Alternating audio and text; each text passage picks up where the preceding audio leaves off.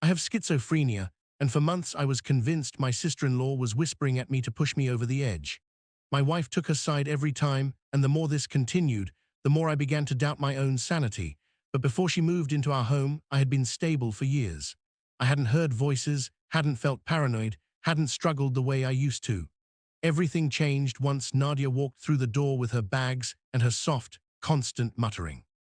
It started subtly. She would walk past me in the hallway, tilting her head slightly, letting a whisper slip out just low enough for me to catch the sound but not the words.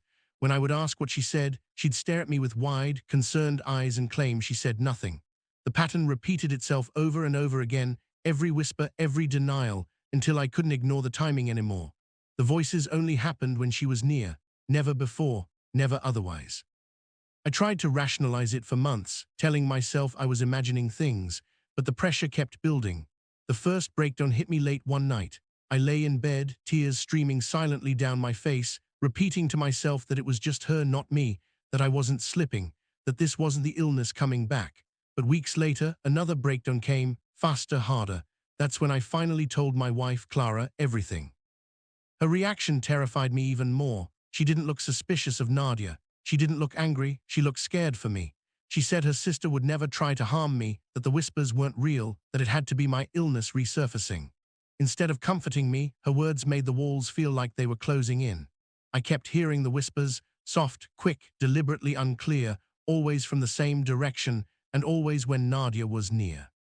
That's when I began watching Nadia more closely than ever. She talked to herself when she cooked.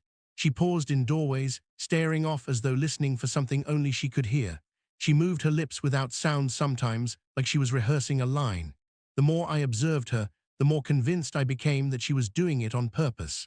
I tried to capture exact words, but the whispers always dissolved into fragments, unclear and unnerving. Clara saw me withdrawing, skipping conversations, losing sleep, obsessing over tiny details. She grew frustrated, insisting I trust her judgment and my doctors, but I couldn't let it go. Each day was another cycle of whispers, confusion, and hopeless attempts to prove I wasn't imagining things.